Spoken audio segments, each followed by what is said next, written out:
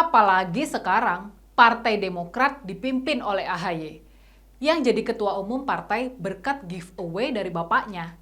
Makin ambiar partai berlambang bintang Mercy ini. Akibatnya apa? Jadilah Partai Demokrat dipimpin oleh politisi digoreng dadakan.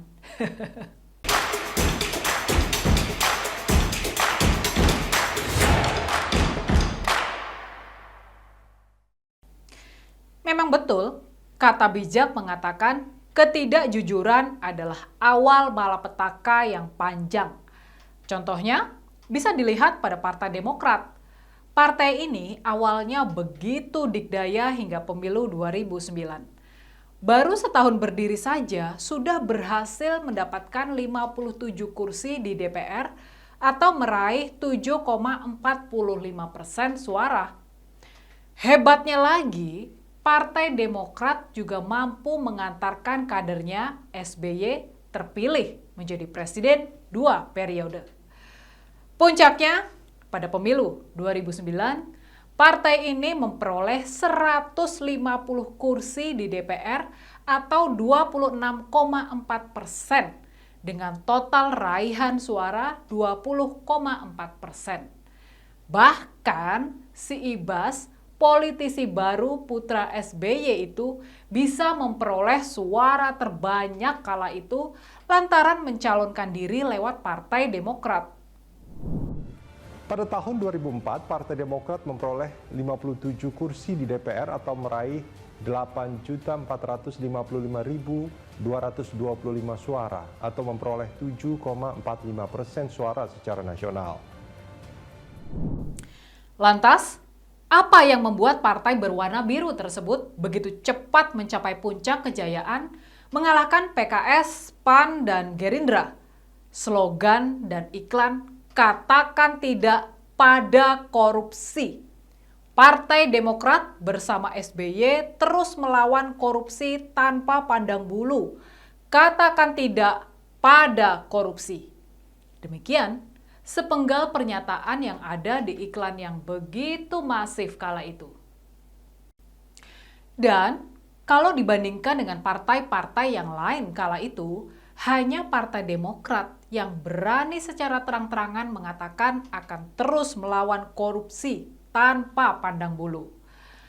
Hal ini yang kemudian membuat masyarakat berbondong-bondong memilih partai besutan SBY tersebut.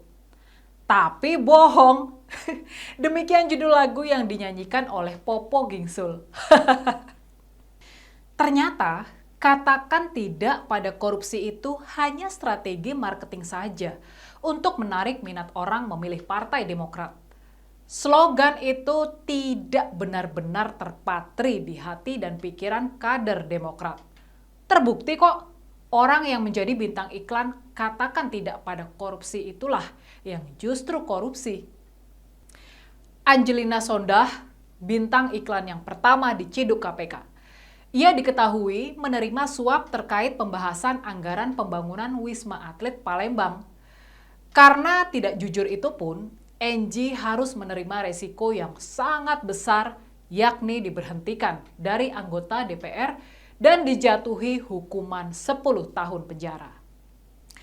Selanjutnya, disusul oleh Andi Malarangeng yang juga ditangkap KPK. Ia ditetapkan sebagai tersangka korupsi dalam kasus proyek Wisma Atlet Hambalang. Karir yang dia bangun selama bertahun-tahun pun hancur seketika karena korupsi tersebut. Bahkan, Andi terpaksa harus mengundurkan diri dari kursi Menpora yang sebelumnya dipercayakan SBY kepadanya. Lagi-lagi karena tidak jujur. Setelah 8 bulan menjadi tersangka dalam kasus Hambalang, mantan Menpora Andi Alfian Malarangeng akhirnya ditahan oleh Komisi Pemberantasan Korupsi. Penahanan Andi ini menambah panjang daftar kader Partai Demokrat yang menjadi tersangka, bahkan ditahan karena kasus dugaan korupsi. Yang terakhir, bintang iklan katakan tidak pada korupsi yang diciduk KPK adalah Anas Urbaningrum. Ia berurusan dengan lembaga anti rasuah itu juga karena menerima gratifikasi dalam proyek Hambalang. Tidak pelak, Pasca ketahuan korupsi tersebut, masa depan Anas jadi suram seketika. Padahal karirnya moncer banget kala itu. Mulai dari menjabat sebagai ketua PBHMI, anggota Presidium KAHMI, anggota KPU, anggota DPR, hingga terakhir ia menjabat sebagai ketua umum Partai Demokrat. Anas Urbaningrum adalah Ketua Umum DPP Partai Demokrat yang menjadi partai pemenang pemilu 2009. Terpilih pada usia 40 tahun, menjadikan Anas sebagai salah seorang ketua umum termuda dari sebuah partai politik di Indonesia. Sebelumnya, Anas sempat menjabat sebagai Ketua Bidang Politik dan Otonomi Daerah DPP Partai Demokrat serta Ketua Fraksi Demokrat di DPR. Karena pencapaiannya itu pula, Anas dianggap sebagai politisi muda yang meyakinkan dan cerdas. Sehingga ia diprediksi akan menjadi pemimpin masa depan atau jadi Presiden Republik Indonesia berikutnya, menggantikan SBY. Ternyata korup juga. Gagal deh jadi pemimpin masa depan. Dan tidak hanya 3 orang itu loh, kader Demokrat yang korupsi. Masih banyak lagi yang lain. Akibatnya apa? Pada pemilu 2014, perolehan kursi di DPR dan suara Partai Demokrat merosot tajam, setajam silet. Dari yang awalnya berada di posisi pertama, merosot menjadi posisi keempat dari 10 partai yang lolos ke parlemen. Dan dari yang awalnya mendapat 150 kursi di DPR, menjadi hanya mendapat 61 kursi saja. Ngeri! Ternyata dampak korupsi tidak hanya ke pelaku, tapi juga merembet ke partai pengusungnya. Dan kalau dipikir-pikir, wajar sih kalau Partai Demokrat diberi sanksi sosial seperti itu. Karena kadernya korupsi berjamaah. Kalau dihitung total duit negara yang telah mereka tilep, bisa jadi sudah mencapai ratusan miliar rupiah. Sesuai prediksi, pada pemilu 2019, perolehan suara Partai Demokrat turun lagi. Dari posisi keempat menjadi posisi ketujuh partai yang lolos ke Senayan. Padahal, kala itu yang jadi ketua umum masih SBY loh, yang diagung-agungkan sebagai ahli strategi. Apalagi sekarang, Partai Demokrat dipimpin oleh AHY, yang jadi ketua umum partai berkat giveaway dari bapaknya. Makin ambiar partai berlambang bintang Mercy ini. Akibatnya apa? Jadilah Partai Demokrat dipimpin oleh politisi digoreng dadakan. Lihat saja keanehannya. Hendak dikudeta oleh kader Demokrat yang lain, malah mengirim surat permintaan klarifikasi kepada Presiden Jokowi.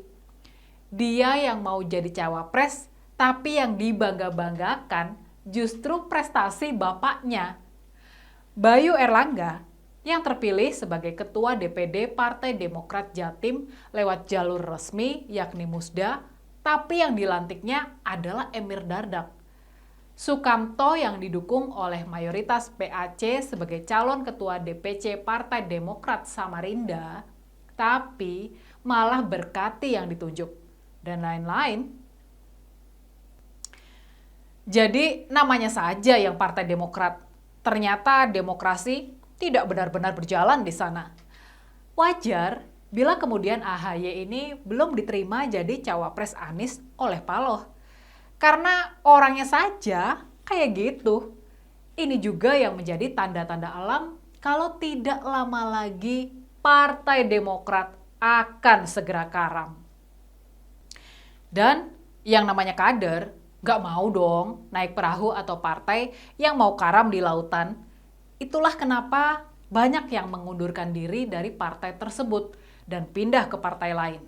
Sebagai contoh, yang kini lagi viral nih, Soekarwo, ex-gubernur Jatim itu kini tidak lagi jadi kader Partai Demokrat, tapi sudah pindah ke Golkar.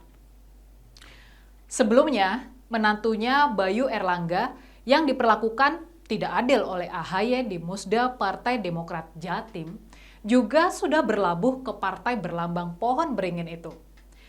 Kemudian beberapa kader yang lain juga sudah banyak yang meninggalkan Partai Demokrat. Mulai dari TGB yang kini jadi kader Perindo, Ruhut Sitompul bermigrasi ke PDIP, Wahidin Halim mengungsi ke Nasdem, dan ada banyak lagi kader di daerah yang juga resign dari Partai Demokrat. Ngeri. Sementara kader Demokrat seperti Cipta Pancalaksana dan Ardi Wirda Mulya malah sibuk nyinyirin Ganjar dan Jokowi di saat kapalnya sendiri mau tenggelam.